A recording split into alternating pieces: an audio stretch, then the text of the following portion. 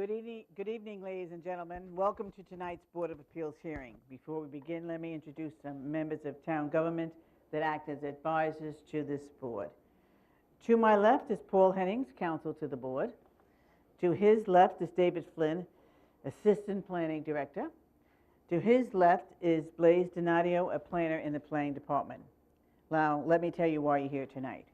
New York State statute requires that any town that adopts zoning must also have a Board of Appeals to act as a relief valve so those persons aggrieved by strict application of the zoning ordinance can seek relief without the expense of going to court. Town board can give Board of Appeals additional powers such as special exception approvals, site plan approvals. In Smithtown, the town board has given this board authority regarding certificate of existing use and some special exception uses. The most common kind of application before the board are area variances. Area variances deal with dimensions such as lot area, frontage, height, setback, and parking spaces. New York State statute mandates the board must consider the following 5 criteria in area variances. When you come to the podium to present your application, you need to address these 5 areas. They're posted here for you. Number 1, whether undesirable change will be produced in the character of the neighborhood or a detriment to nearby properties will be created. Number 2, whether the applicant has other feasible alternatives. Number 3, whether the variance is substantial. Number 4, whether an adverse impact on the environment will be created. And number 5, whether the alleged difficulty is self-created. The statute requires the board to balance the interest of the applicant and those of the neighborhood or community.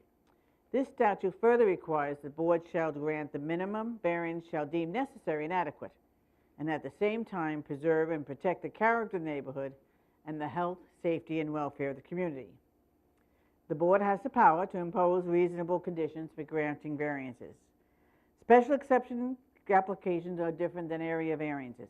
When you have a special exception application before us, I will explain the different criteria for each. Regarding procedure, cases will be called in order that they are advertised. When your case is called, please come forward, submit your affidavits and mailing receipts to Mr. Donadio, and then you will be sworn in at the podium, and you'll be given the opportunity to explain to this board why you need the variance. After the applicant is done speaking, all interested parties will be given one opportunity and only one opportunity to be heard. So please, organize your thoughts, keep your remarks factual that are related to the case. Then I will ask the applicant to come back to the podium to answer your concerns. The board will then close the case and reserve decision. After all the hearings are closed, the board will review the cases and decide some of them. Others will be reviewed at a later date. There are 3 ways to find out the results of the case. Number 1, you can wait until after the public hearing, but there's no guarantee we'll act on your case tonight. Number 2, you can call the planning department tomorrow afternoon. And number 3, applicants can wait and be notified by mail. We do have some adjournments. The first case that is adjourned is case 17184, Wendy's Restaurant of New York. Anyone for that one? That is adjourned to September 23rd.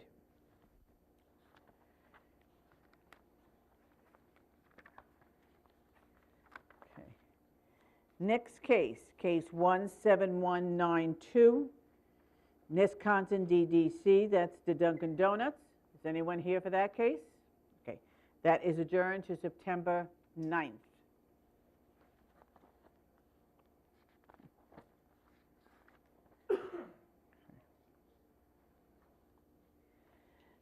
Next case that is adjourned is case 17178, Charles Muller. Anyone here for that case? That is adjourned to September 23rd. Next case is adjourned is case 17173, Joseph Savilli. Anyone here for that case? That is adjourned to September 9th. All right. I believe that's all the adjournments. First case on the agenda, number 17185, Christopher Hembry, 8 Oak Ridge Court, the northeast corner of Oak Ridge Court and Graham Place in Wisconsin. The property is zoned R15. The applicant requests a variance to increase the maximum height of a retaining wall from 6 to 7 feet, reduce the minimum distance of a retaining wall to the property line from 7 feet to 1 foot. Do you have the? We need them.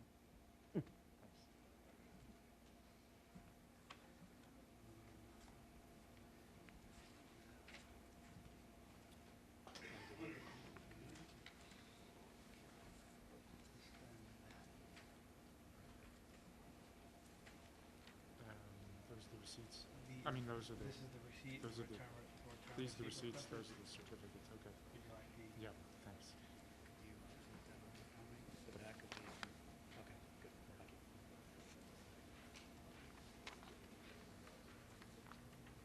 Thanks. Everything, gentlemen? All's good. That's it? Yep. Thanks a lot.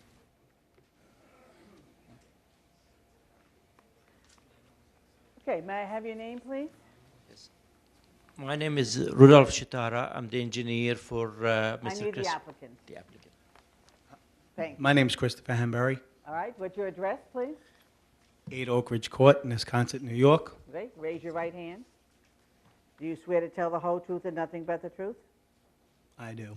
Would you like this gentleman to speak for you? Yes, ma'am. Okay, thank you. I'm going to ask you now to spell your last name, all right? My last name. Yes. It's easy. But give us your first and last name. My first name is Rudolph, Rudolph.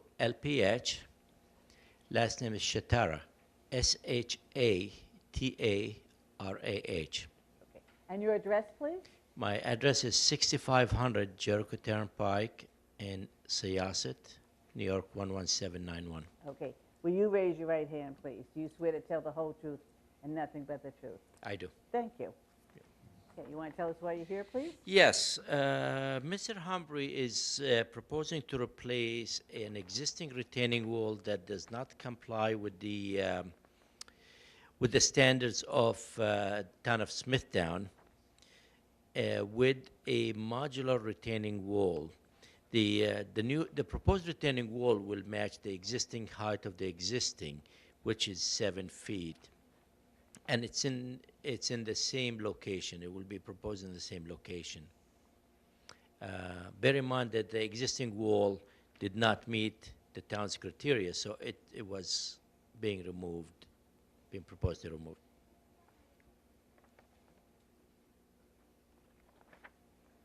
Okay. Planning? Madam Chair and members of the board, we're just a little concerned about this setting a precedent here. I mean, if the board grants the setback for such a tall wall so close to the property line here, why would the ordinance be applied in other situations? Are there any circumstances that make this different from other folks? I mean, Yes. or is there a reason? That's, I guess, one thing. Is this different? And then secondly, the alternatives of setting it back the required amount, why is that not feasible if you're replacing an existing wall, which I think has the big concrete blocks Yes. with the interlocking blocks? Why couldn't it be set back in compliance? Well, what makes this site different than others, the adjacent properties are commercial. They're CVS and a post office. There are no other residents, so it's not impeding on a private residence. Can it be built without trespassing on federal property? Oh, yes, absolutely. Absolutely. We're setting back approximately a foot, so it can be. And if we do need, if we do need, we will seek permission from them. Okay. If we Thank need, you know. Gentlemen? Do you have the ability to maybe set it back and do it as a tiered wall? It's a tiered wall, yes. No, do you have the ability to set it back and make it a tiered wall? So say you did the first lift of 3 feet and the second lift of 4 feet, and then able to get it off that property line? Well, bear in mind that The answer to your question, yes, anything can be done. However, it's only a small portion of it is 7 feet. The topography is changes, and it's actually part of it is as little as 3 feet, and it goes down by the end to 7 feet. So it is, when we're saying 7 feet, it's not consistently 7 feet. On, let me see exactly where, as far as, According to your plan, it looks like it starts out at 3 feet, then changes to 7 feet in the middle, and then drops back down to 4 feet. 4 feet is that T section. So it goes from 3 feet to 7 feet on that long distance, on the T part of it. The stem part that comes into the property, that is 4 feet. But according to the pictures, it looks like it runs 7 feet for most of the wall. Yeah, it 7 feet, then it goes up all the way to 3 feet. So it gradually goes up. So it could go down, it goes to 7, 6, 5. But it almost looks like the 7-foot portion is closest to the residential property. Where's the resident? No, 7-foot portion is adjacent to the post office. Okay. I just see that it says 3 foot at the residential property line, and it goes to 7 feet, and then it goes back down to 4 feet. Correct. 7 feet is the is on all the way on the north side, and on the south side of the property toward the house, that is 3 feet.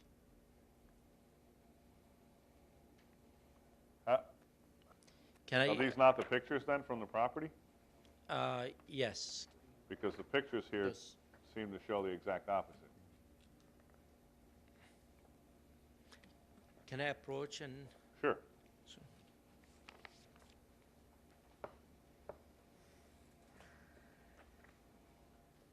You're gonna have to grab the mic. You have to go back to the mic. Oh, I'm sorry. Go, you can can take go this take when the you're pictures with you.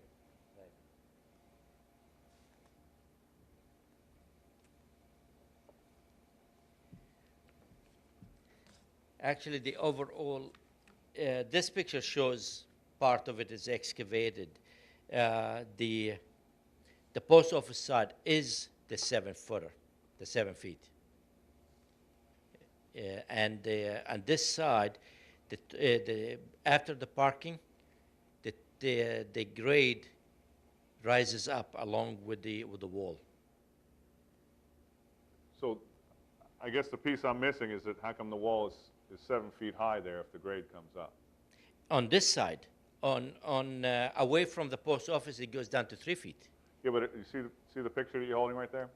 That is correct. See all the way in the corner, furthest away from the post office, how you have 3 of those big 2-foot blocks, and then the one You're that's talking about on the left side of the picture. on the left side of the page. That is, the other side of the grade is higher, is almost 3 feet below our side. That's all dug out to dismantle. Yes. Okay. All right, thank you. And this is actually a little deceiving because this the grade over here has been dug out to remove the existing wall. So it's kind of, but at the end of the day, the high elevation is toward the post office. And then, like I said, after the post office parking lot, it goes up. Okay. The grade on the other side, so that we're retaining only 3 feet at the end of it. Okay, thank you. Thank you so much. Thank you. Any other questions? No question. Okay, thank you so much. You're welcome. Is there anyone here that would like to be heard on this application? Hearing none, I'll entertain a motion to close the hearing. So moved. Second. Rayleigh moved in second. All in favor? Aye. Aye.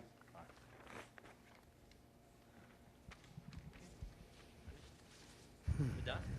Thank you very much. Madam Chair, the next case on the agenda, number 17186, Scott Strumpfler, 10 Whispering Woods Drive. The location of the property is the southeast corner of Whispering Woods Drive and Vicky Court in Smithtown. The property is zoned R21. The applicant requests a variance to reduce the setback of a 6-foot fence on top of a 30-inch retaining wall from edge of pavement from 20 feet to 10 feet on Vicky Court, increase the height of a 6-foot fence plus retaining wall from 6 feet to 9 feet in the front yard, existing, increase the height of a 6-foot fence plus retaining wall from 6 feet to 10 feet in the rear yard, reduce the setback of a fence from a 48-inch retaining wall from 48 inches to 24 inches, existing, reduce the front yard setback from 50 feet to 37 feet for an existing 432 square foot deck. May I have your name, please?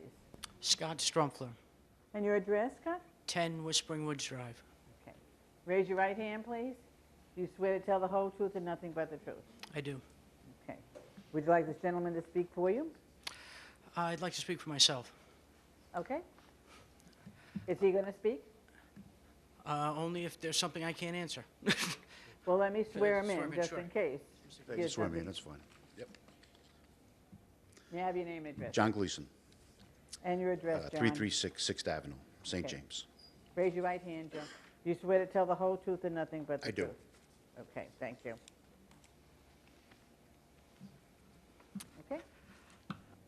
Okay.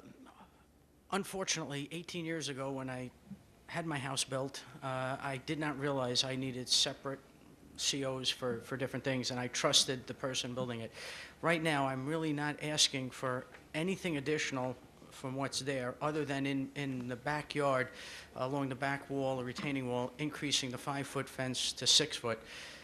I live adjacent to a high school, Smithtown West, and we've had tremendous problems with foot traffic there during the day, and at night, I live on a court, because the high school students know from walking there during the day what's around. They found it an enticing place to come at night and drink at times, and at times get rowdy. I've had to call police on a number of occasions. I've tried not to. I'm an emergency physician, and I know I consider ambulances, you know, a rare resource in the community, and police are the same. I don't want to call them to chase kids out of my court, but at the same time, I have concerns for my safety and their safety. I've gotten calls from my wife when I worked a night shift. I'm the only doctor in an emergency department. I can't leave my job, and at 1 in the morning, I get a call that you know, she hears things going on in the court, and that's when I've told her you have to call the police. There's just nothing else I can do. I don't want to do that. I want to just try to, you know, have a good fence, good height. I want to, you know, keep people out of my pool now in my yard, and to that point, I put a pool in. I put extra expense to that to get a cover that will go over it every time I'm not in the pool, a cover that's strong enough to stand on, so the high school kids won't jump in the pool and get hurt. You know, it won't be enticing for them. I'm doing everything I can to be a good neighbor for the high school, and I just want, again, to not form a park for them, which on the court side, if I increase my setback, I am going to give them a fantastic area to sit, have beers, do whatever they want. I found beer cans on the side of my house, other things. So I've kind of got an unusual circumstance because of the high school. And again, I would just like to keep the fence where it is. I brought a sample. I'm trying to upgrade it so it's aesthetically pleasing. I have white vinyl there now. I'd like to put this up around my entire property. And you know, I think it's going to add to the community, not detract. There's no line of sight issues. I have no neighbor issues. My only neighbor is on the opposite side of me. I have one neighbor other than the high school, and again, I live on a court. There's no issue with traffic, not having visibility. I can't see any downside to this per se. Whereas, again, if I set it back, I make a park for high school kids that I already know are aware of. And again, it's something that changes every year. It's a new group of kids. So I've been battling this for 18 years. And I'm just trying to stay on top of it as best I can and try to leave police out of it.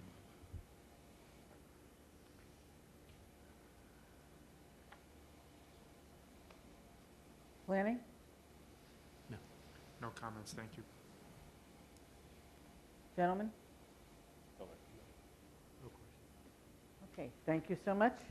Thank you.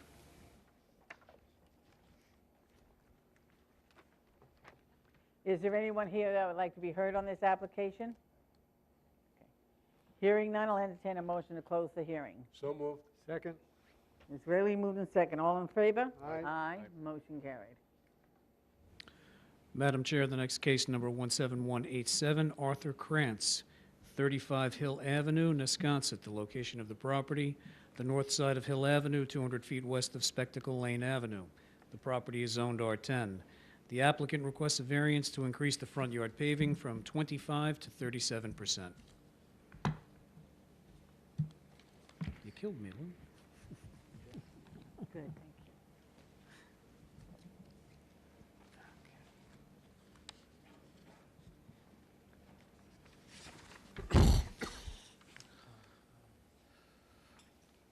May I have your name, please? Louis Castellano? You have a power of attorney? Yes. Okay.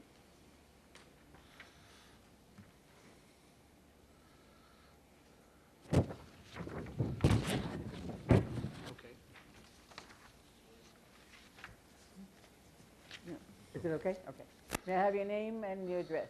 Louis Castellano, 2693 Middle Country Road, Lake Grove, New York. Okay. Raise your right hand, please. Do you swear to tell the whole truth and nothing but the truth? I do. Mr. Krantz had this house built. There was a driveway put in, a two-car driveway for a single-car garage. It exceeds the limit by 12%. We do have we have obtained our CO, and we were looking for relief for the 12% additional blacktop in the front yard. I supplied you with photographs of houses in the area with I am. similar. Yeah, I understand that, but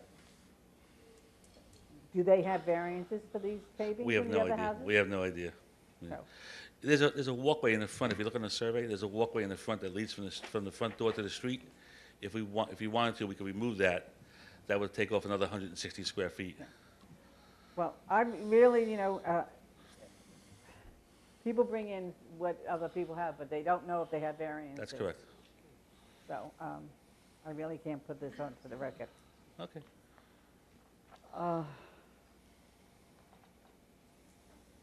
Planning? I hate to say it, but we're concerned about a precedent on this one also. It seems that when the board has granted these in the past, either someone was on a main road like Old Willets Path or something where the traffic was very busy, or in situations where the lot was narrow and it was hard to get into compliance. But it seems to be sort of excessive. It appears that if it weren't built yet, that it would not be difficult to put in a driveway of, say, 23, 24 feet wide, or whatever it might be, something in that range. So, we would just urge the board to keep in mind that absent any unusual circumstances here, this might create kind of like a domino effect where other people come in. And then ultimately, that really kind of hurts the property values in the town if it becomes too urbanized. Thank you so much. Any questions, gentlemen? Just a question for you. I noticed the driveway is 31 by 68. Yes. Is the 31 a standard two-car width driveway? No, it's wider than normal. Is it a possibility to shrink that down to a? We actually thought about flaring it down on the left-hand side and flaring it towards the fence that you see. There's a vinyl fence. Do you see that? We're actually thinking about flaring it down that way, coming in like this. Okay, thank you.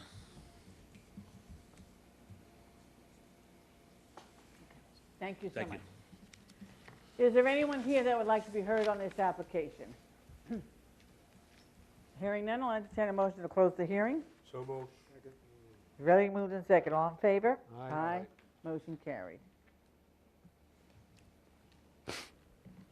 Madam Chair, the next case, number 17188, Clayton Cobb, 61 Meadow Glen Road in Fort Salonga, the east side of Meadow Glen Road, 513 feet north of Josephine Lane. The property is zoned R43. The applicant requests a variance to reduce the minimum side yard setback from 24 to 8 feet for a proposed 1,089 square foot detached garage. Reduce the minimum side yard setback from 24 to 18 feet for a proposed 288 square foot carport. Reduce the total side yards from 60 feet to 42 feet.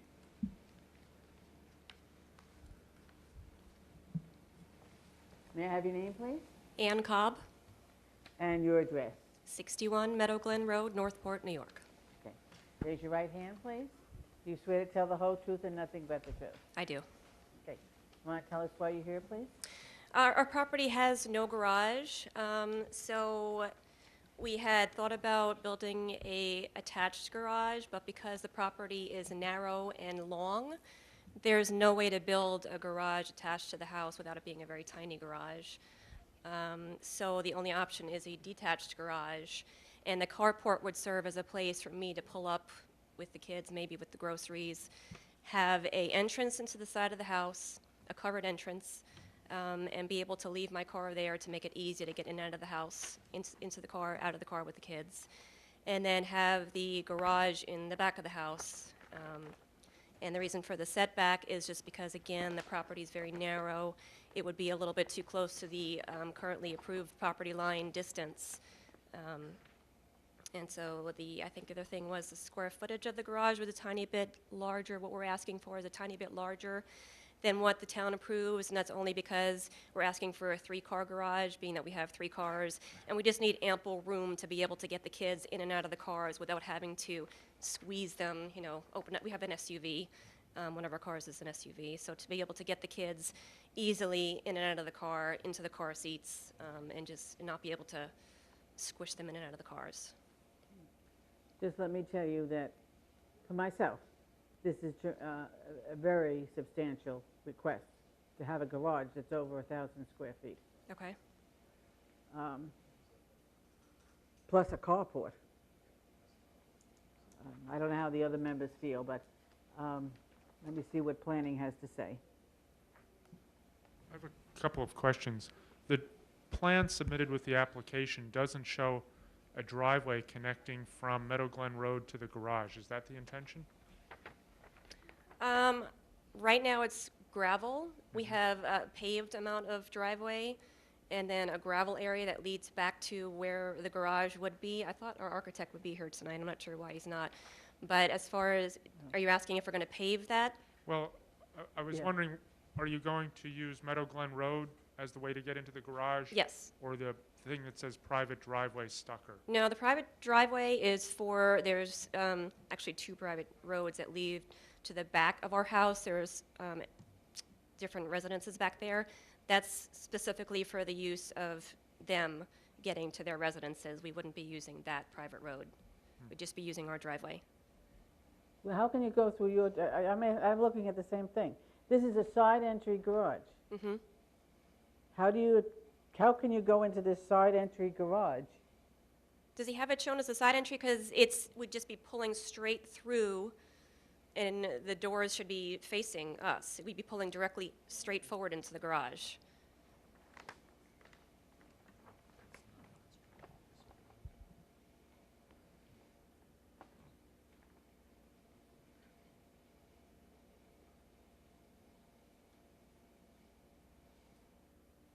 No, she's right. The doors would be here. Where? On this side? Facing the driveway, correct. And how is she getting into this? I think she just said she has a gravel drive that goes from there back. Oh. Is that correct? You have gravel? Yes, yes.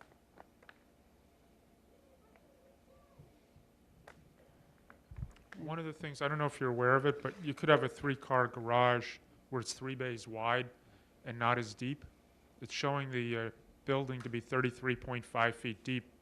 The minimum that the board has used over the years is 20 feet, but I think that, in all honesty, is a little bit obsolete. A lot of vehicles are pretty big these days. But I think at least in the planning department's opinion, it doesn't need to be 33.5 feet deep, maybe something more in the order of 25.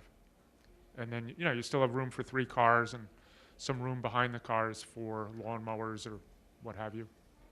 Yeah, there was, that extra depth was for a storage area, because we have a shed on the property, but it's way back in the back of the property.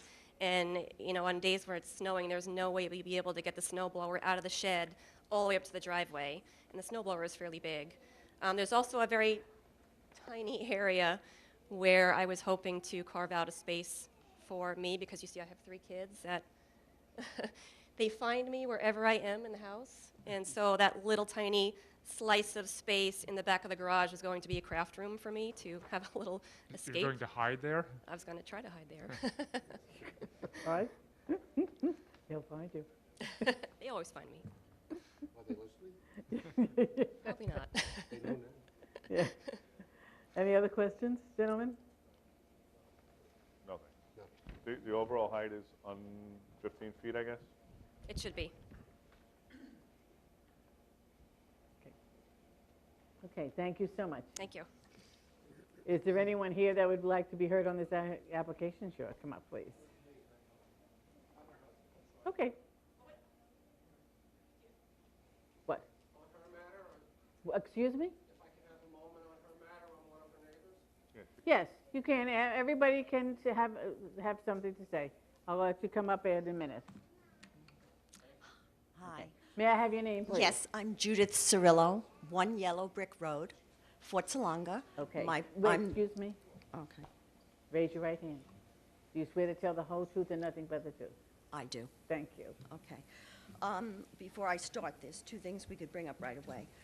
The house she's talking about already has a 2-car existing garage. That's why I don't understand why she needs 5 garages and a carport. There's a 2-car garage at that house already, and it was there this morning when I looked again. That home has a 2-car garage, You see a two-car garage? unless I'm blind. I don't know. Excuse me. Just wait. You see a two-car garage? No, but that's, Yeah. All right. Do not talk from the audience, please. Go ahead. Okay, number 2, the shed she's talking about, I see from my yard. She's almost got it on the property line. At least it appears that way to me. And it shows up, so why she says it's not accessible for a snowblower, I have no idea.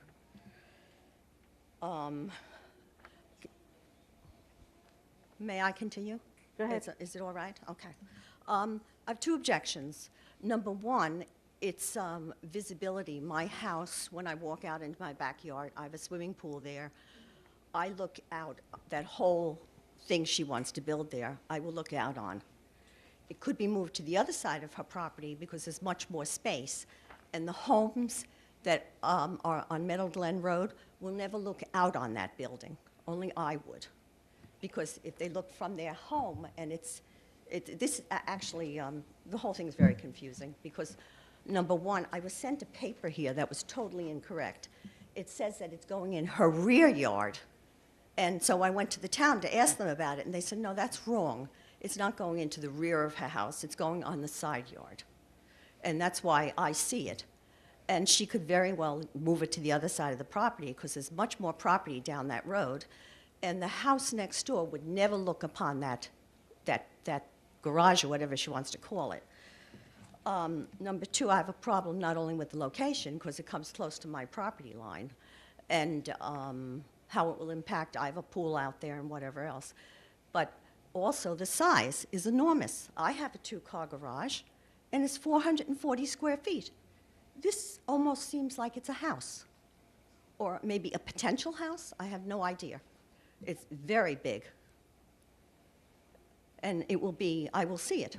I'll walk out my house, and there it is. I'm going to see it. And she wants to put it within 8 feet of my property line. Does that mean she's moving the driveway to 8 feet of the property line also? So that I can hear cars going up and down the driveway there? I mean, this is supposed to be a fairly rural setting. And she already has a 2-car garage, so that was what I was stunned about. Why she would need 3 more and a carport when she's got 2-car garage on the house. Can I see those? Picture. I had, yeah, and one other question was, when they did send this out, this is totally incorrect, and the town did cue me in that it was wrong. They sent me a notice saying it was the rear yard, when it is not, it's the side yard. And I have one other question. I don't know who this lady is, I haven't met her, but I don't know whether the house was resold, or did she get it from her mother? I don't know, but I know in prior years, you want me to stop? But that has nothing to do with. No, I'm just saying, in prior years, I had met people, they used to have people coming and going there. And I had met the owner, unless the owner has changed.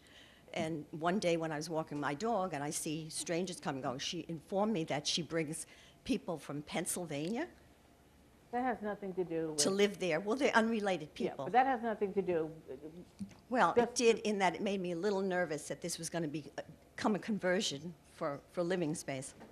That was, made me a little nervous. And I don't know whether this girl's related or what the, Okay, thank you. okay, thank you very much.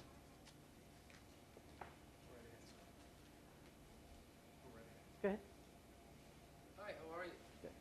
Let me have your name, please. George Banville. Spell your last name. B as in boy, A-N-V-I-L-L-E, May I have your address, please? 59 Meadow Glen Road. Okay. And there are three number 59s. I'm one of the three 59s. Okay. Raise your right hand, please. Right hand. Do you swear to tell the whole truth and nothing but the truth? Yes, I do. Thank you. Go ahead. I came here, first of all, to look out for my own interests, being a neighbor to the property. And everything I expected it to be is what I heard from Mrs. Cobb tonight. Our three lots, mine and my two neighbors, are, for want of a better term, they appear to be landlocked, but for Lot 29, which is a lot, the driveway, that runs alongside on the northerly side of the Cobb's house.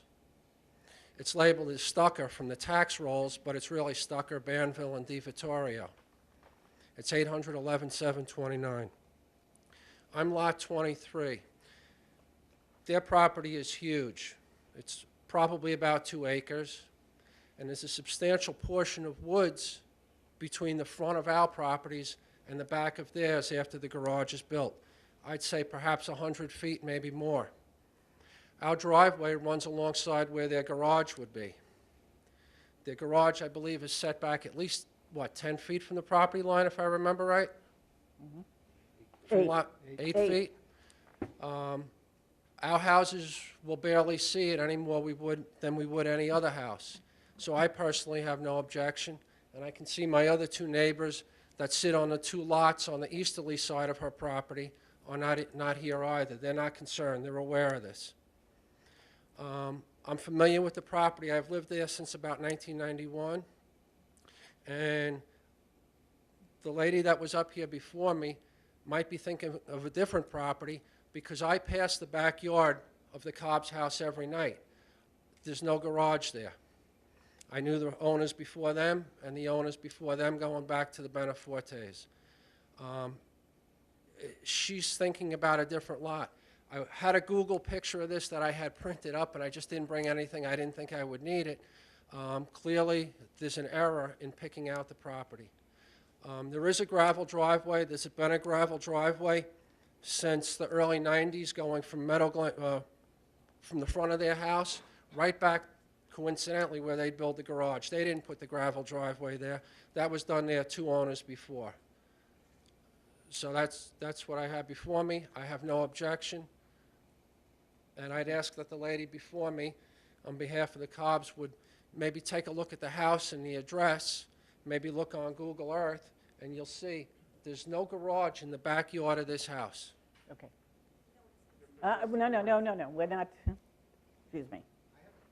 No, just, you're not talking from the audience, please. And I'm not here to be argumentative at all. You're not. No, and it's gonna be. I see this property. I walk out of my house to my car. I see it. I pass it every day. Okay. And I pick the weeds. I cut the trees. I know what I see in the backyard, and I don't see a garage. Okay, thank you. Thank you Okay? much.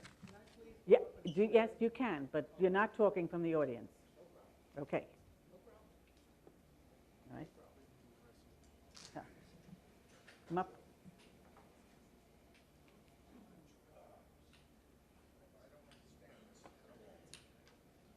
Okay. All right, let me Swear to have you, tell let the me truth. have your name and address. What? Let me John Cirillo, 1 Yellow Brick Road. Okay, raise your right hand. Do you swear to tell the whole truth and nothing but the I truth? certainly do. Okay. Okay. One thing that really doesn't make any sense is that big shed, why it has to be so big, and have a carport next to it. Why would you need a carport if you have a 3-car garage? I have mansions in the neighborhood. Nobody has carports in addition to their 3-car garages. That's number one question, okay? Please note that. Number two, it's really the front of the house, because this long strip of land goes all the way along. The house is here, and she wants to put all this in front of it, literally in front of it. So by anybody's normal standard, they would call it in the front of the house. Now, I understand the town said after 60 feet of length, it's allowed to be called a side yard. Isn't that correct? Isn't that just an Yes, it is a side interpretation? yard. But in reality, it's the front. So you see this big shed before you even see the house, which is buried back behind. And how many feet from the front is this shed going to go with the carport? 60 feet or 40 feet from the very front of Meadow Glen?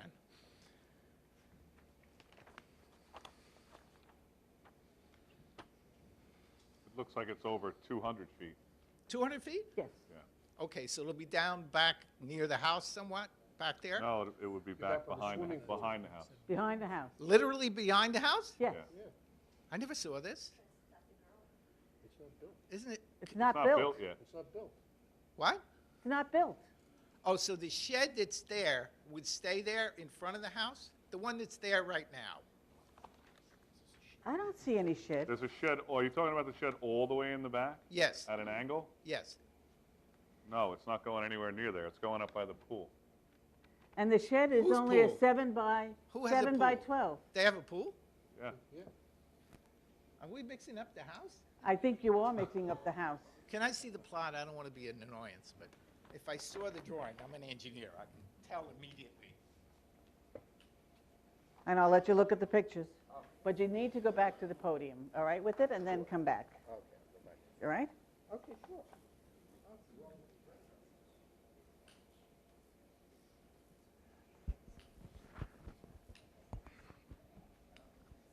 Why did they say it's bordering my house then?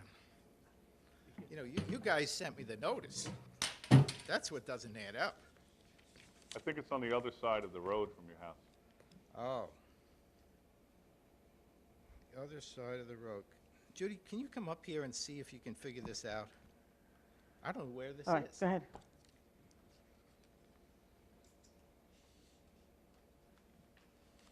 I thought it was that neighbor behind you.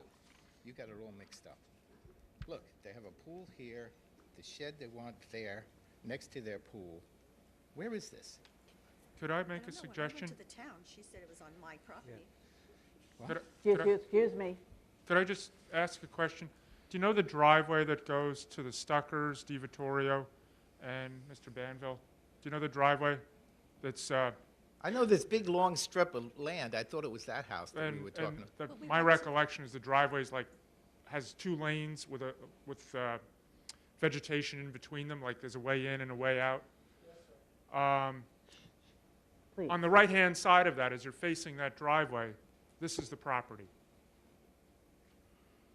I'm 1 Yellow Brick, which I thought it was bordering. You When sent we me the went notice as if it's bordering on my property. Is it or We went not? to the No, town. it's not. It doesn't border on my property at all? No. We went Well, to then the I don't town. even care. How did this happen? Why'd you send me the notice? No, when we went to the town. 200 feet within. What? If It's you're when- within 200 feet of the property, you get a notice. I don't care Wait, what. all right, everybody, please. Judy, we have to leave. It's not bordering my property, is that That's correct? correct. Forget it. It's all a comedy. Why'd you send me the notice? Because we have to send it around, Girl at the town knew. we have, excuse me, please sit down. We have to send this notice out to 200 feet around the property, so that's why. Okay. Anyone else? All right. We'll entertain a motion to close the hearing. So moved. Do you want to say anything? Did she want to say anything? I don't know if she wants. I don't think so. Yeah. Do you want this, or you want to take it? I want that. Yeah. Has nothing to do with. Okay.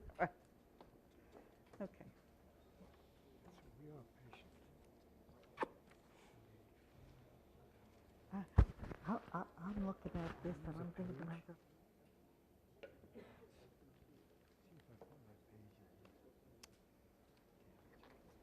I couldn't figure it out.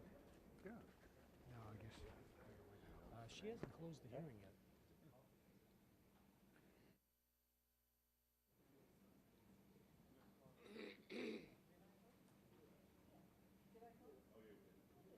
When? You sure? Okay.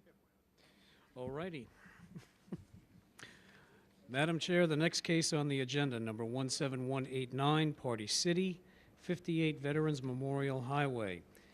The location is the south side of Veterans Memorial Highway, 1,730 feet east of Comac Road in Comac. The property is zoned SCB. The applicant requests a variance to increase the maximum area of a wall sign from 264 square feet to 282 square feet, increase the maximum height of a wall sign from 15 to 18 feet, increase the maximum height of a wall sign from 15 to 21 feet, increase the maximum height of a wall sign from 15 to 20 feet, increase the number of wall signs from 1 to 3, permit 2 wall signs not to face a public street. May I have your name, please? My name is Luke Willig. And what's your position at? I'm the district manager for this Party City location. I have power of attorney if you want the letter. Do you want the power of attorney? Yes, we do. Okay.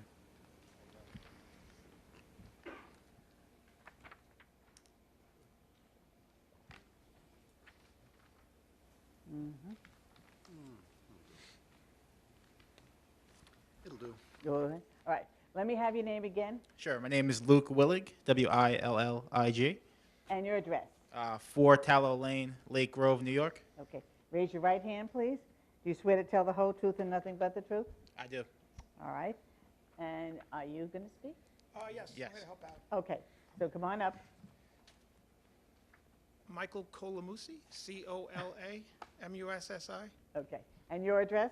28 Culross Drive, Rocky Point, New York. Okay. Raise your right hand. Do you swear to tell the whole truth and nothing but the truth? Yes, I do. Okay. You want to tell us why you're here, please? Yeah, Wait 1 second. sure. Yes. Culross, Culross Drive, Rocky Point. First, I have a handout here. I'm not sure what you have for drawings, but I don't know if I've simplified it or not, but it basically separates the 3 signs with some individual pictures. It might be a little bit easier to look at. I have enough for each board member, if I may hand those out. You can. Bring them to me. I'll give them out. Why don't you just give them to me? And They should be very similar to what you have, but I think it might, just in case anything got... we have it. Oh, okay. Thank you.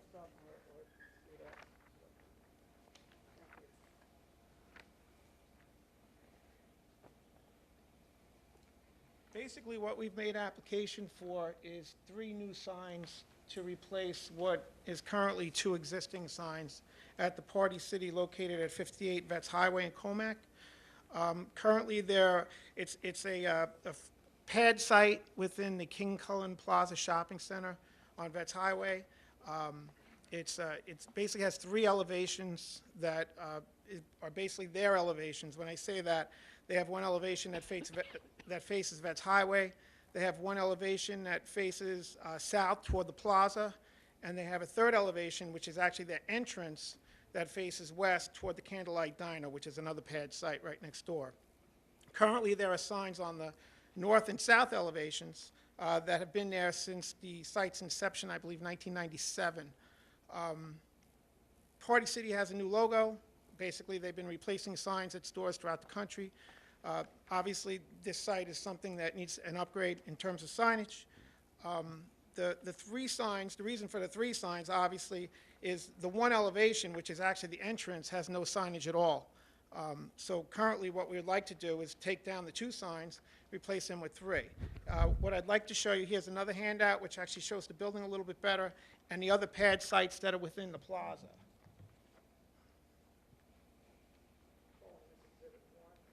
All right, why don't you just hand it to me and I'll pass them out? Okay, thank you. Yeah, easier that way. Thank you. Go ahead. The first page basically shows you the Party City itself. As you can see, the sign on the top of the page, that's the one that faces Vets Highway. The sign on the bottom of the page, that faces the plaza. The photograph in the middle is the actual side of the building. That is the entrance to the building. On the next page, and the next 4 pages, you're going to see the other pad sites that are in the center. Pretty much, they all have signs that face Vets Highway, and they all have signs that face the plaza. It's pretty consistent throughout the plaza. Again, ideally, there is an issue where people are in the plaza, and because the entrance has no signage on it, you could get confused, obviously, when you're driving around to exactly where the entrance would be, because the parking is in front, as is the entrance, and with no signage on that elevation, it certainly could be confusing. As far as the size of the signs, the height of the signs, certainly the heights are relative to the facades that we're working with. I know that the town code is 15-foot overall height. Obviously, when we have buildings that are 25 and 30 feet tall, and the sign band areas are really, allocated higher on the building, that's a reason, or just reason we feel, for asking for heights or additional relief on the heights for some of the signs. Everything is pretty much in conjunction with the storefronts that are there. At this point, I don't know if the board has any questions regarding the signs themselves. I have some photographs of the signage that's maybe a little bit more, that actually, so you can see the type of signs that they are, the colors and whatnot.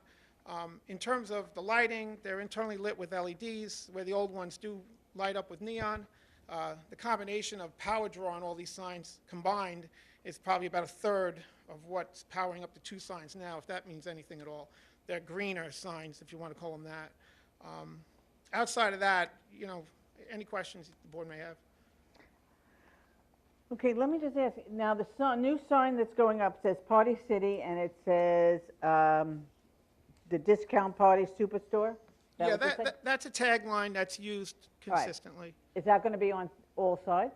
No, that's just shown on on the entrance side, Okay. which currently has no signage. That's what's called out as sign A. Okay. Okay. Yeah, we're very familiar with the site. Planning? We're concerned about the, I guess the volume of signs, not the quantity. I think it's beneficial to the property owner and to the tenant to have signs on different sides of the building. And considering the circumstances where the nearest houses are way behind the King Cullen and Target and can't see this, and across the street are things like Applebee's and the new burger station and the office building and so on. The circumstances are not like the typical Lake Avenue in St. James or Main Street, Kings Park. It's a very different kind of an area. But I do think that the size of the signs is excessive, and I think would bring down the area. The board's granted relief in similar circumstances, like in the Mayfair Shopping Center, as you might recall, rather recently for the Chemical Bank, and in earlier years for the Bank of Smithtown, which is now People's Bank, where the board granted signs on multiple sides of the building, but not to the size of this. We would suggest making them a little bit smaller, just to make the area a little bit more in keeping with the town of Smithtown, which normally is tries to make itself a little more appealing, more aesthetically attractive than surrounding towns. I don't disagree, honestly, as far as, the size of the signs, as far as the volume that the board is concerned about. The primary elevation, which is the one which currently has no sign, is obviously the longer elevation of the 3. By code, we're allowed 264 square feet. We're really only some, I guess it's 16 square feet over. As far as the other signs, well, the sign facing Vets Highway is obviously important because that's on the highway. As far as the volume, we had discussed that the tagline is something that if we were going to reduce anything, we'd want to eliminate the tagline first.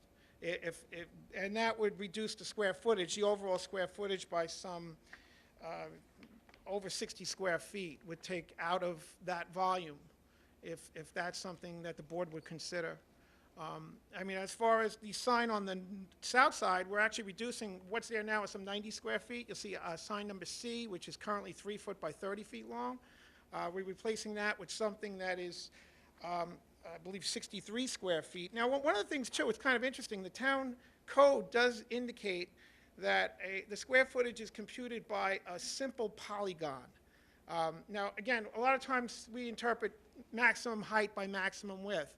These are individual letters, and we're counting that descending stroke on the Y, which is adding 15% into the overall square footage, maybe, something like that, at least 10%, because it's really just that that descending stroke in the Y that's giving us a lot more volume.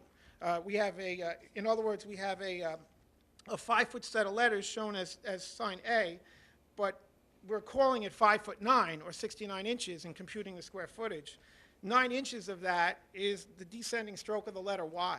So that's adding not only just the volume of the Y, but the entire length of the sign. So we're literally adding some 50 by 9. We're adding some 40 square feet to the overall square footage when it's really just airspace and building. So ideally, though, like I said, if we needed to reduce anything, the elimination of the discount party superstore on that elevation, which would reduce the overall square footage on that elevation by some 60 square feet.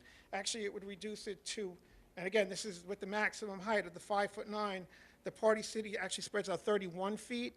So sign A would be reduced to about 179 square feet, which would take some 64 plus 21, that would take 85 square feet out of the total.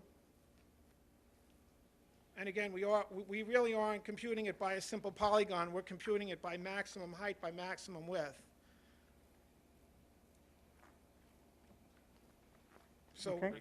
we would be asking for a or we would, at this point, maybe like to make an amendment to the application. Would that be fair to say? What's the current size of the signs that are there now? Well, on the north and south elevations, the signs are 3 foot tall by 30 feet wide. They're 90 square feet. Those are both 90, and you're Yeah, talking so about replacing we currently them. have a total of 180 square feet of signage. So you'd be replacing one of the 90s with a 65, essentially. Correct. And the other one of the 90s with about 110. The one on the, what would be sign B. B, which faces that, yeah, that currently computes at 113 113. roughly. And then you're talking about the possibility of reducing sign A to somewhere around 180 square feet. Correct. Okay. Thank you. You're welcome. One of the other things, Madam Chair, is the height, I think, is appropriate in this location for the reasons I gave with respect to the quantity of signs.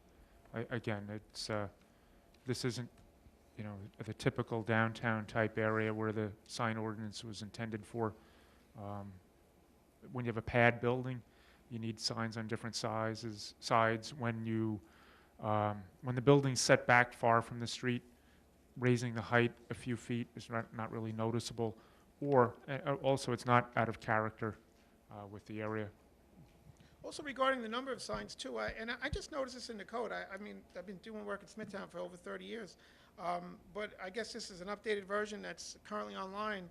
And it does indicate that wall signs must face a public street, which I was always aware of, but it says specifically in CB districts, which I'm assuming this is, commercial business, shall be permitted to have a second wall sign facing parking lots in the rear of the establishment. So the actual quantity of signs, I'm assuming now in commercial business districts, you are actually entitled to a second sign, but it not That's a necessarily facing the different street. zone.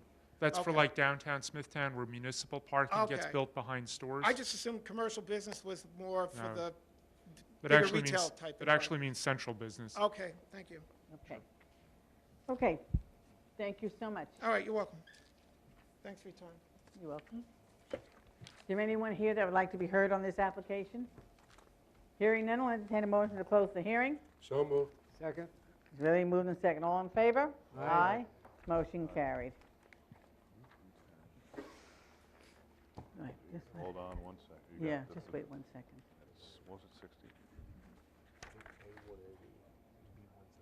65. Nice work. Sorry.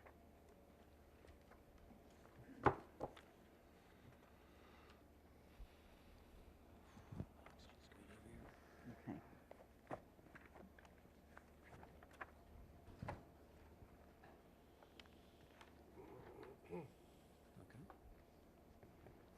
Madam Chair, the Okay. next case, number 17190, Karen Gerard, 7 Edgewood Avenue in Wisconsin. The location of the property is the northwest corner of Edgewood Avenue and Garden Street. The property is zoned R10. The applicant requests a variance to reduce the front yard setback from 25 to 15 feet existing for a proposed 415 square foot first floor addition. May I have your name, please? Gerard, MAJDJARRAR. I'm the husband. Okay. And your address, please? 7 Edgewood Avenue, Wisconsin, New York, 11767. Thank you. Raise your hand, right hand, please. Do you swear to tell the whole truth and nothing but the truth? I do. Good. Would you like this gentleman to speak for you? Yes, ma'am. Good, thank you. Good evening. Michael evening. Rubenstein, R-U-B-I-N-S-T-E-I-N, 1070 Middle Country Road, Selden, New York, 11784. Good Okay, evening. raise your right hand, too. Do you swear to tell the whole truth and nothing but the truth? I do. Good evening. My client wishes to construct a one-story, 415 square foot addition for the purposes of expanding their existing kitchen and dining room. Presently, the dining room is located in one of the bedrooms on the first floor. With respect to the 5 considerations of the variances, I offer the following. Whether an undesirable change will be produced in the character of the neighborhood. Looking at the surrounding properties, my client's home is actually smaller than most of the neighbors. We believe that the proposed addition is small and will not negatively impact the surrounding properties. The line of the house where the addition is being constructed has already been established by the existing non-conforming dwelling at 15 feet. Whether the benefit sought by the applicant can be achieved in some other method feasible for the applicant to pursue. There doesn't seem to be an alternative location for the proposed addition since there is a swimming pool already on the property on the northwest side. Additionally, the plumbing already exists. We're basically expanding the kitchen. Whether the requested variance is major as opposed to minimal, we believe that the requested variances are minimal and in keeping with the surrounding properties. I've submitted a series of photographs of the neighborhood just so you can get a feel for what the neighborhood is like. Whether the proposed variance will have an adverse effect or impact on the physical environmental conditions. The property is already improved and the neighborhood is predominantly built up. Whether the alleged difficulty was self-created. The structure is proposed, it hasn't been built yet, and therefore the hardship does not exist. We do believe that based on the evidence submitted, we don't believe the granting of the variance will negatively impact the surrounding neighborhood. Is there any questions? Okay, thank you. Planning? Gentlemen? Nope. Thank you so much. Thank you. Have a good evening. I have some. Is there anyone here that would like to be heard on The this next application? case. Hearing none, I'll entertain a motion to close the hearing. So moved. Probably should Second. have them take Really moved in second.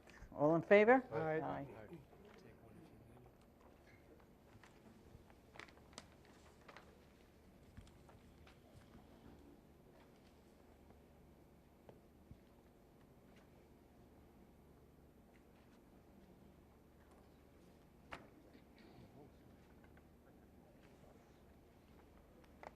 Yeah, let me. There's a lot here. You can see that, right, these two there. This and this. You gentlemen take these two first. Okay. Madam Chair, the next case on the agenda, number 17191, Bitterboro Realty LLC, Smithtown Volkswagen, 530 East Jericho Turnpike, St. James. The location of the property, the south side of Middle Country Road, 283 feet south of Southern Boulevard. The property is zoned WSI. Bitterboro? Bitterboro. The applicant requests a variance to increase the outdoor storage of motor vehicles from 3 times the gross floor area to 7 times. Reduce the minimum landscape area between parking and public right-of-way from 8% to 0. Reduce the minimum parking setback from front property line from 20 feet to 0, existing. Reduce the minimum parking setback from side property line from 6 feet to 0, existing. Bidding.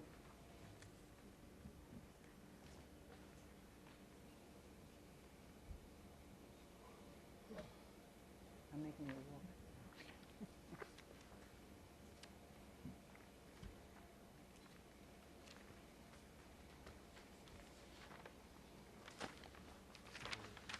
Okay. Madam Chairman, members of the board, my name is Vincent Tramarco. I represent the applicant. Excuse my voice tonight, it's not my regular melodious self. I see that Mr. Flynn submitted some drawings, which I now have an opportunity to look at. I haven't seen them before, but in any event, the Bindles family started in the car dealership business around 1985. And in 1995, they took on Volkswagen, or I should say Volkswagen took on them.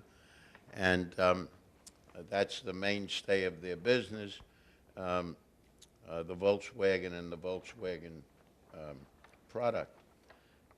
The problem is, as with all dealers, and I'm sure you're aware of it, is storage. If you don't have enough storage, you don't have a dealership, and all the manufacturers are the same. They keep telling dealers you have to store 1,000 cars, 1,500 cars, whatever their requirement is. In this situation, a few years ago, Bitterboro bought the property next door, which is the subject of this application. It's right next to the actual automobile dealership of Volkswagen. And one of the things about Volkswagen is they're very particular and very demanding. And over the course of the last couple of years, my clients, and it's the family, Joseph Sr., Joseph Jr., and his two sisters, have been dealing with Volkswagen and trying to remediate with them certain conditions that they have with respect to the property. We need more storage. You did give us 5 times the storage a few years ago. Now we need 7 times the storage. The ordinance that we have is very antiquated. It allows 3 times the size of a building. Now, if you think about it, even the largest dealerships are not that large that with 3 times the size of the building, you have enough storage. It turns out that 7, 8, 10 times is the norm. It's not the average. I've probably come before this board 6 or 7 times with various dealerships requesting the same relief. Maybe we should change the ordinance, but for right now, this is the route that we have to go. Another question that Peter Hans had from the planning department is when the BZA gave us the 5 times the size for our parking next door, there were some conditions with respect to sidewalks, planters, etc. And he said, why didn't you do them? Well, the fact of the matter is, we wanted to do them, but we had to work out a whole bunch of things with Volkswagen with respect to how we would lay out the property next door. We, at the present time, have contracts with various contractors to do the work immediately, that which the board required us to do a few years ago. And Joe Bindles Jr. is here tonight, and he's represented to me, and I'll represent to you that we will get that work done within a few months. Again, the reason for all of this is storage, storage, storage. If you don't have enough storage, you don't have a dealership. And that's just the ABCs of car dealerships.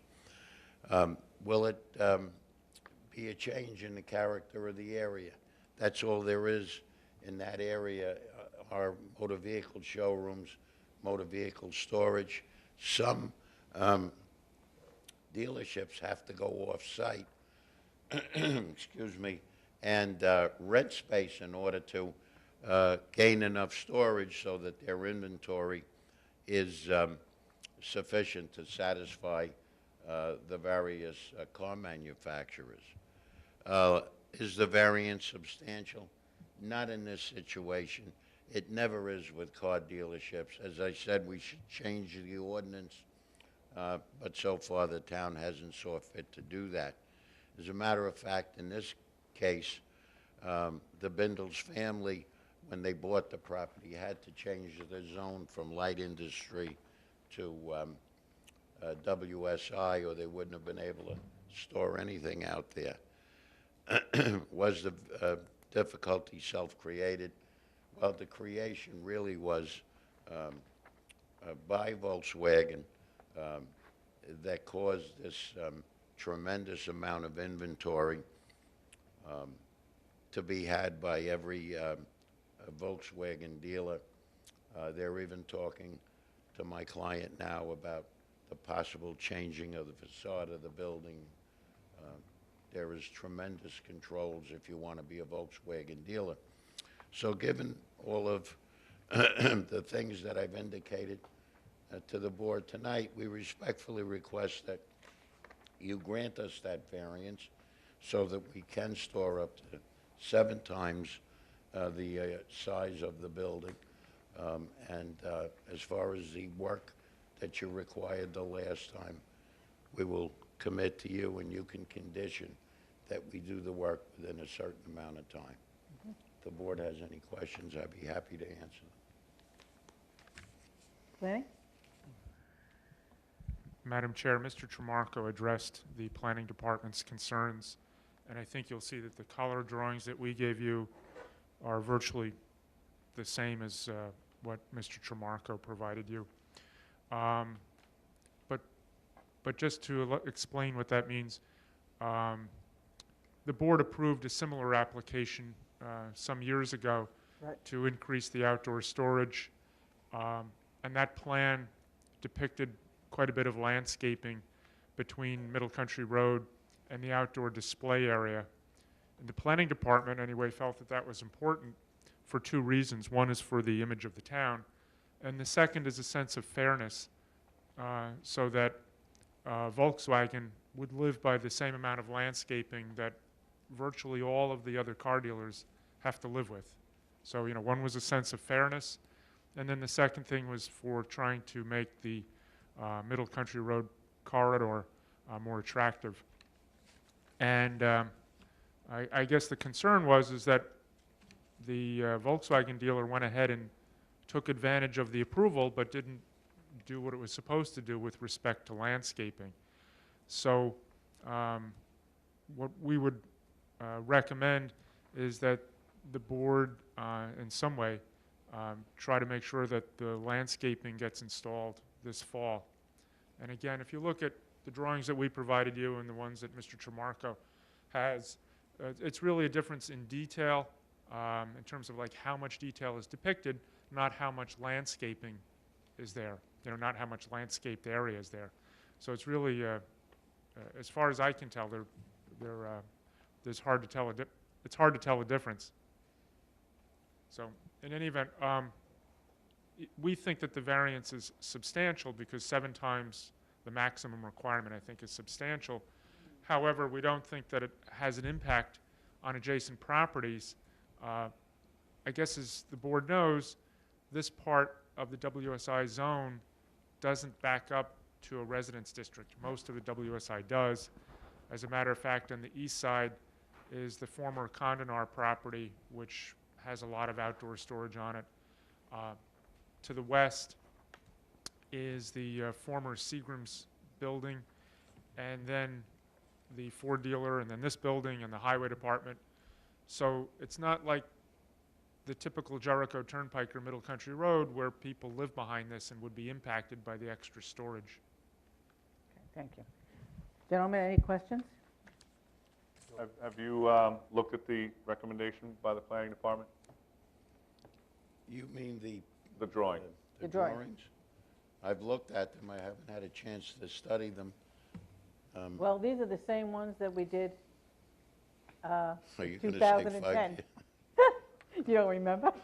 If these are the same as what we applied for the last time, and I don't have any reason to believe David is telling a fib, then that's fine. I haven't seen them either. I'm just looking from here to there. They seem to be the same as what you have. Yeah. That one shows more islands in it. However, I'm not sure that that's our newest recommendation. One plan was done based on the original approval, Yeah. had 5 times, and the second one, this was 7 times, with revisions. You want to see this? Sure. You want to send this over, please? I guess my question is if this is the same, essentially the same plan as was granted with conditions from the previous approval, you're saying that your client would be okay if we put a condition on it that we see a completion within 90 days? Yes. Thank you.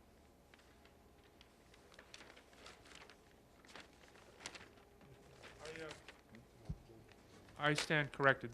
This drawing has islands on it, and I wasn't aware of that before the meeting.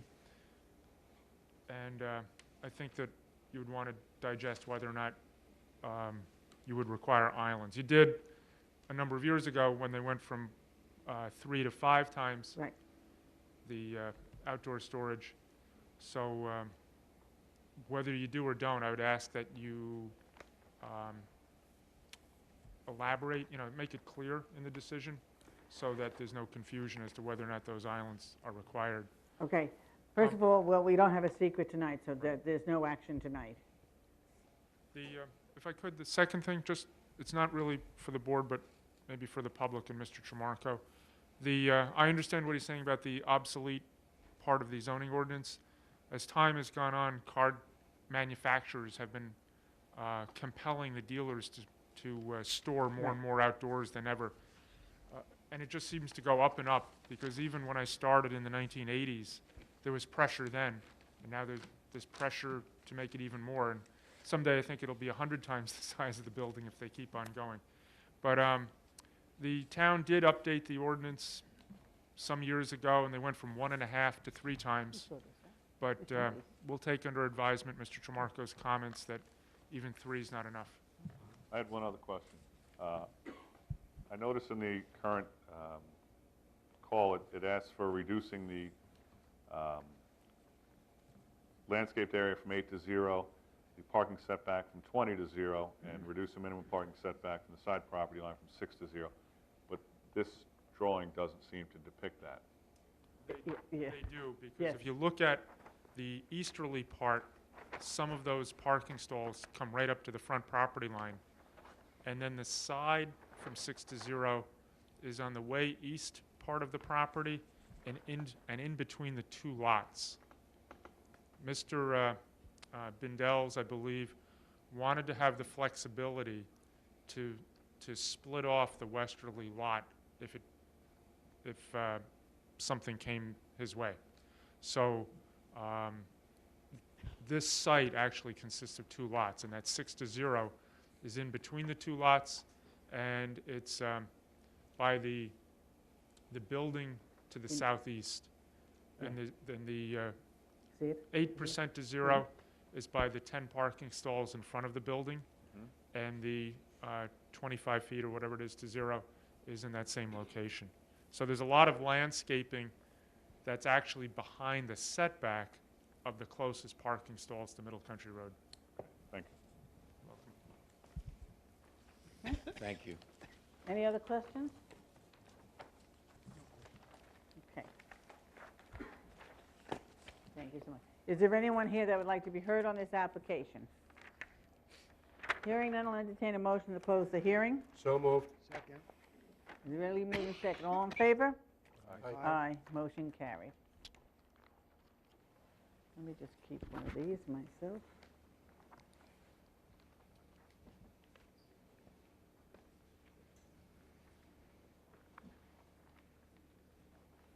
And this, okay. You want to take these? You're going to have to clean these.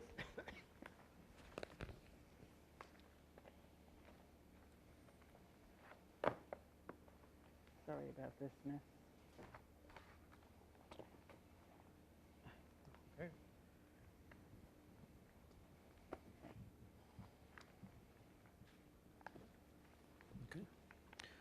Madam Chair, the next case, number 17193, James and Alicia Flora, 32 Jill Drive, Comac. The location of the property, the north side of Jill Drive, 105 feet east of Fleetwood Road. The property is zoned R21. The applicant requests a variance to reduce the minimum rear yard setback from 50 to 36 feet for an existing 765 square foot roof over patio. Reduce the minimum side yard setback from 16 to 1 foot and total side yards from 34 to 11 feet, 27 feet existing, for an existing 96 square foot shed and a generator. Increase the maximum front yard paving from 25 to 58%.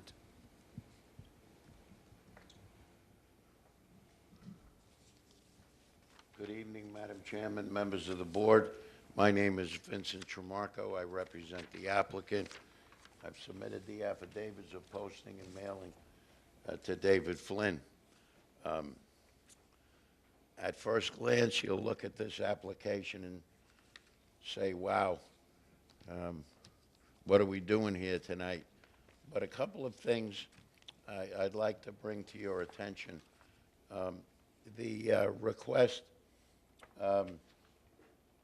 working backwards, the variance to increase the maximum paved surface in the front yard from 25 to 58%. That was approved by the board. Variance case number 16212, and it was approved from 25 to 52%. We also submitted to the planning department, the building department at that time, where we reduced, and we did reduce the size of the paving in the front yard by that 6%. So that issue has been resolved and decided by this board, let's see, in 2010. I don't have an answer why they put it on again, except that when they did the denial, they probably tried to be all-inclusive. Now, it came about that this driveway was increased when the Floras closed up their original garage and got a variance to build a garage on the other side of their property. If you look at the survey, you'll see it says garage, and that's really the new garage. The old garage was on the right side of the property, looking at it from the street. The other two variances, or three variances, are the roof over a patio. You can see the pictures there. It's a very beautiful setup in their backyard. And by the way, this property, this whole map, was an R21 map, which the map was granted a variance when they did the map, so all rear yards were to 50 feet, not to the required 75 feet for R21. In any event, we're requesting a variance for the roof over portion of the variance. Again, as you can see from the survey. The other two things are a shed on the right side of the property and a generator. Generator, of course, today is very important to have. I don't know why the town considers it a structure, but they do. And therefore, we're asking this board for their favorable consideration on those three applications, which are really the subject of the hearings tonight. We don't think that it'd have an adverse effect on the character of the area. It's a beautiful neighborhood, and Mr. and Mrs. Flores' house is one of the beautiful houses in the neighborhood, if you will. Whether the applicant, whether this can be achieved by some other method. Well, I guess you could not put a roof over the patio, but it really has no effect on anyone. I dare say there aren't any neighbors here tonight that have any objection to the application.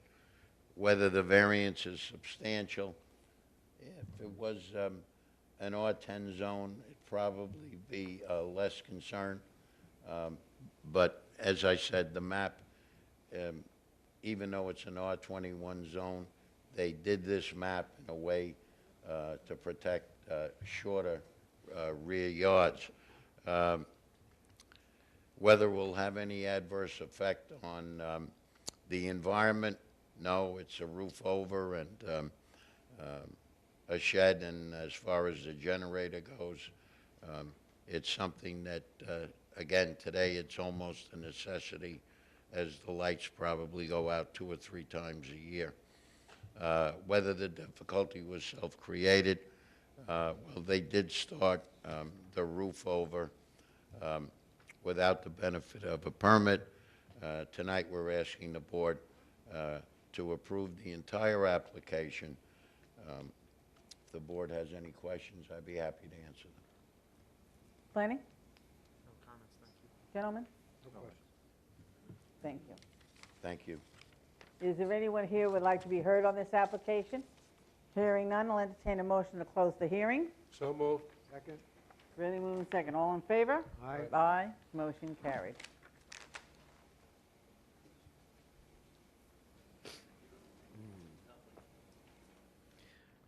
Madam Chair, the next case, number 17194, Jennifer Silverstone, 5 Adrian Court, Hauppauge. The location of the property, the east side of Adrian Court, 164 feet north of Adrian Lane. The property is zoned R10. The applicant requests a variance to permit environmentally sensitive land, depth to groundwater less than 10 feet, to be altered for a proposed 20 by 40 by 24-foot pool with 6-foot fence. May I have your name, please? Jennifer Silverstone, And your address? 5 Adrian Court, Hauppauge, New York. Okay, raise your right hand, please. You swear to tell the whole truth and nothing but the truth? I do. Would you like this gentleman to speak, please? Yes, I would. Okay. May I have your name, please? Yes, Richard Bronchick, Bronchick. Okay, lift that mic a little bit so you can, and your address, please? 87 Rhoda, R-H-O-D-A Avenue in North Babylon, 11703. Okay, raise your right hand, please. Do you swear to tell the whole truth and nothing but the truth? Yes, ma'am. I think this is the wrong case. Is it? Yeah.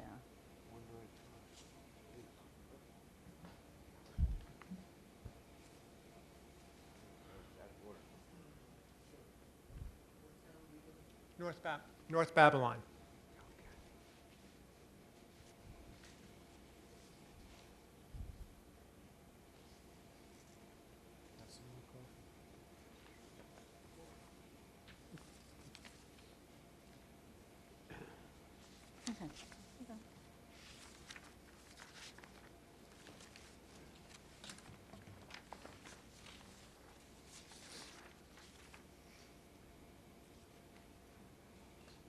Okay, go ahead. Yes, well, as was read, we're trying to put in a pool, and the issue here is really groundwater. They say permit environmentally sensitive lands to be altered, but really what we're talking about is groundwater level. And you saw, there should be in the file, a letter from an engineer who said that the depth of the groundwater is 6 feet. And we're trying to put in a pool that has a deep end of 7 feet, which seems to be on its face too deep.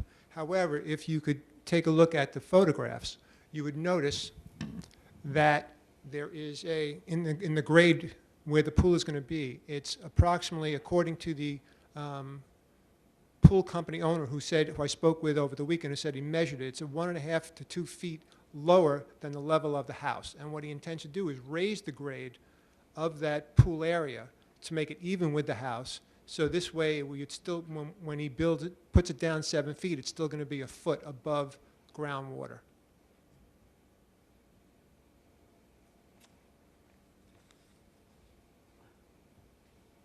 Planning? Two comments, Madam Chair. And they're in different directions. First is the reason for the zoning regulation is to try to avoid groundwater flooding problems and groundwater pollution problems by minimizing development in high groundwater areas, and basically to try to minimize failure of septic systems or septic systems from polluting the groundwater or people's basements from being flooded. And that usually happens with new development, either new homes or additions to homes that increase the wastewater flow. This isn't one of those situations, so it seems like that this would not have an effect on the groundwater. The other side of the coin, though, is that groundwater fluctuates in terms of its height. It might be 6 feet low whenever the test hole was taken, and it may go up or down quite a few feet in the future. And my concern is that if the board grants this, absent some form of caveat, if the groundwater goes up in the future, it may cause premature failure or damage to the pool. I mean, if you look at groundwater records, it just sort of fluctuates every 5 to 10 years. It goes down, and 5 to 10 years later it goes up and down. So my concern is that someone builds the pool, then groundwater comes up and the pool cracks, and they blame the town for allowing them to build the pool. Is there any engineering that they have to have at least some footage? Isn't it? For septic systems, the health department requires minimum of 2 feet above the highest known groundwater. The town engineering department requires the same for cellars or basements. This isn't either of those two things. It's a pool. I don't know of any requirements. Okay. I'm just concerned that the groundwater is at a certain elevation today. 10 years from now, it'll be 2 or 3 feet higher. There'll be some damage, and then someone will be looking to the town, maybe not this lady, but someone will be looking to the town to say, how could you have allowed that to have been built? I mean, it's happened so many times in the past. May I make 2 comments? Sure. Okay. The first one is that obviously there's notice, and the homeowner's doing this on her initiative, and would be happy to do, probably be able to have like a waiver passed with the property in the variance. The variance is as of record. When someone buys a piece of property, they do a title search, and the variance would be part of the title search. So any prospective owner would have to know about that, or should be on notice, as they would with any mortgage or any other lien on the property. The second point is, as far as the groundwater, coulda, woulda, shoulda, you never know, but the homeowner is willing to reduce the depth of the deep end to 6 feet.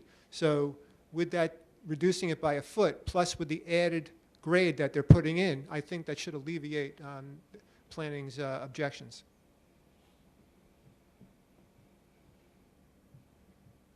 Any other questions, gentlemen? Yep. Okay, thank you so much. Thank you very much. Is there anyone here that would like to be heard on this application? Hearing none, I'll entertain a motion to close the hearing. So moved. Second? Really moved in second. All in favor? Aye. Aye, motion carried. You know there's no decision tonight? No. We're still waiting for the environmental department to make it their recommendation? Okay? You're welcome.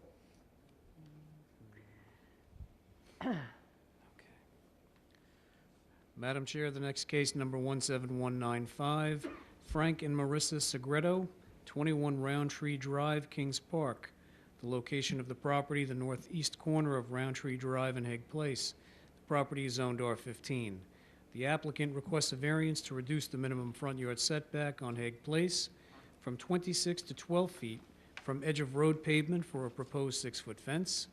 Increase the maximum front yard paving from 25 to 60%.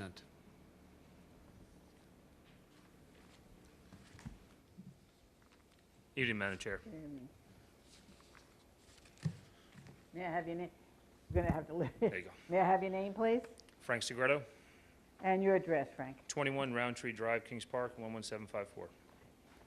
Can you raise your right hand? Do you swear to tell the whole truth and nothing but the truth? Yes, ma'am. Thank you. Want to tell us why you're here, please? Yes, ma'am. Initially, why I am here is that we put in a variance for a fence for around the property. There is an existing fence. It was initially, when we purchased the property, going into contract, it was a 6-foot wooden fence.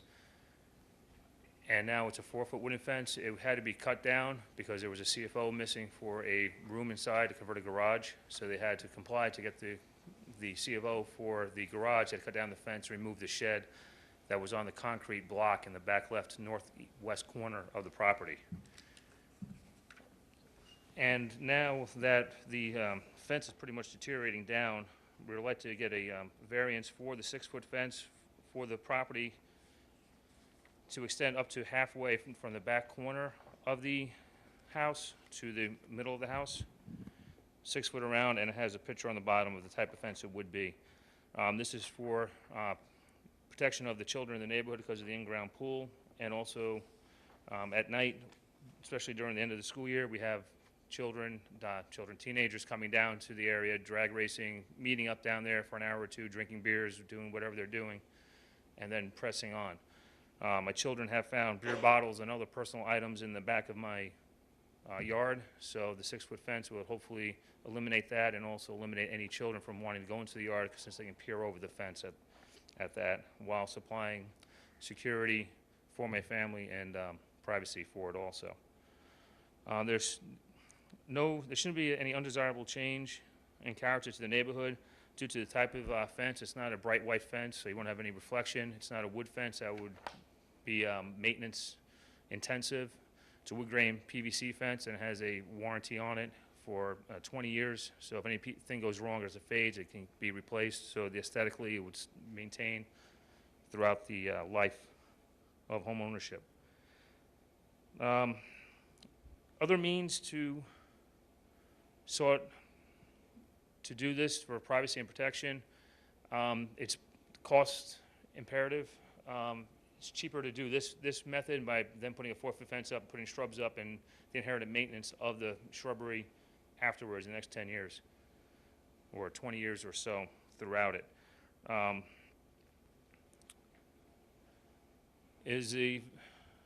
answer the third bullet point, whether the request area variance is substantial, it's not substantial because it was already prior built, late 70s, early 80s. The other 6-foot fence was up. As you can see from the photos, the neighbor has the same type of fence but not cut down. So it has been there before. So it's not going to be a problem with that. It has no environmental impact, and that leads us up to the second part, which goes into the driveway situation. Upon delivering this to the planning board, submitted the paperwork at the office, came back, and a day later I got a phone call stating that they have a They wanted to get a variance for the driveway from 25% to 60%. And I have a question, an educational question, because I don't know. But from looking at the setbacks for the fence on the documentation that's from the site, the corner lot, the required front yard, also goes along Hague Place. That's all for required front yard for a Smithtown setback. So with that being my education and looking further into it, the driveway says it's 60%, and I measured it out, did some calculations. It's more than 25, yes, but is it 60? I don't believe so. I believe it's like 30 or 35%. And I may be wrong in saying that that part of the property from Roundtree Drive to Hague is not considered front for this instance of the driveway, but for using the Smithtown zoning setbacks and the other document for the permitted pavement locations, it only shows for a lot that's not a corner lot. So I have a question about that. And that's what I'm here, ma'am. Any Okay. questions? Let planning start first, and then I'll. Just with respect to the driveway, the town normally computes each front yard separately. Some people have come in for variances in situations like this where in one yard maybe it's 50 or 60% and the other yard is 0, and the average is good enough, and the board, or you know what I mean, the average is the same as what it would be if it was 25% in each yard. A second factor about the driveway, I'm not sure when it was built, but if it was built prior to October of 1989, it's exempt because it's old. That it was built prior to the ordinance amendment. Sometimes the town assumes that it's built newer than that. With respect to the fence, as usual, we're concerned about the aesthetic impact on the area, and I think we would recommend that the Board of Appeals not approve it in its entirety, but also not deny it in its entirety. I think there are some unusual circumstances here. I believe across the street is Parkview School, and they have a 6-foot fence on their property line. However, their fence is more or less transparent. It's chain link, and that tends to recede into the background a little bit more. Beyond Parkview, or further north from Parkview, there's a town park, and that I believe also has a 6-foot fence in the front yard. And I also, my recollection, I didn't inspect the site this time, but I've been on Hague many times. I don't think there's a driveway at the Chin residence that would be blocked by the fence being there. But having said all of that, I still think it would be in the overall interest of the town, the community appearance, to set it back at least a little bit from the sidewalk, whether that's 5 feet or 3 feet or 6 feet, but at least something, just to not make the town look so crowded. The school is exempt. Schools are specifically exempt from zoning, and again, the fact that they have chain link kind of mitigates the visual impact a little bit. So our recommendation would be to partially approve it. The ordinance used to be 45 feet, if it was back, and then they changed it to 26. So we really have been not allowing the fences to be right on the sidewalk. We have asked them to be moved back somewhat. I don't know how the rest of the board will feel, but we certainly don't want to start a precedent that the 6-foot fences can be right on the sidewalk. So, but we'll let you know if, Right, and I understand that, madam. Just for the boards, you can plainly see there the concrete slab. It's only about 1.5 feet, 2 foot, without tearing up the concrete slab. So that's why I use the existing fence line with that on the. And what is that concrete slab used for? That was previously from the previous owner. They built a shed back there, and they had to tear it down because I bought the house in 2010, contract 2009, 2010, and they had to take that down to get the CFO for the den converted garage over. So that's why that's there, and it's pretty substantial in my viewpoint. I'm not an engineer, but big sledgehammer. And as far as the driveway goes, that was built prior. I have a neighbor who's been here pretty much his whole life. But that was already viewed when the inspector went there for the house initially, and that wasn't brought up then, and it's been there the whole time. So I don't know when it was built, but he should know. So, point of record. Madam Chair, one other thing, and I'm sorry, I forgot to say this. The new fence will be longer than the prior fence, so it's a little bit more impacting that way as well. Where the previous fence returned to the rear corner of the house, it looks like this one's returning to pretty close to the front corner of the house. That's sir, that's right in the middle of the house on that. I try to depict it as best as I can on the diagram. What it is, it does not impede anybody from making a turn or seeing oncoming traffic, the safety hazard. There's no safety hazard on it. It's another section of the house. I believe it's another 8 foot onto it. And that's the way the children can have more area to run around in the backyard and be safe, because there's things that are going on in the world today. Okay. Thank you, Mayor. Thank you. You're going to have to wait a minute. All right, yeah. We need to change the tape? Oh, you have 10 minutes. Okay. So let me have this gentleman. Did you want to speak? Yes. All right. Let me have your name, please. John Sinque, Spell your last name. Cinque, and I your- live at 19. Your address. Excuse me. Your address. 19 Roundtree Drive, Kings Park. Okay. Raise your right hand, please. Do you swear to tell the whole truth and nothing but the truth? Yes, I do. Okay. I've been living next door to this house for 28 years. There was a 6-foot fence when I moved in. The only reason it was removed was they were going for all the COs for the stuff that they didn't have. I know at that time when the former neighbor was going for the COs, I had gone around with a petition and everybody was in favor of leaving the 6-foot fence the way it was. It was right in line with the next door neighbor's fence that's on the other corner. So it was more uniform. I know, but let me. I'm just speaking that, to me, it would be more uniform and it would make more sense to just keep it that way. Right now, you have a fence in line, and it's only a 4-foot fence, and, there's no privacy, there's safety issues and all that. The driveway, that's there as long as I can remember. It was there way before Frank moved in. It was there, like I said, as long as I can remember, and I'm living there since '86. Okay. So. Thank you so much. All right. All right, I'll entertain a motion to close the hearing. So moved. Second. Really moved in second. All in favor? Aye. Aye, motion carried. All right, you want to change the tape? Can you change the tape now before I start a new hearing? Okay.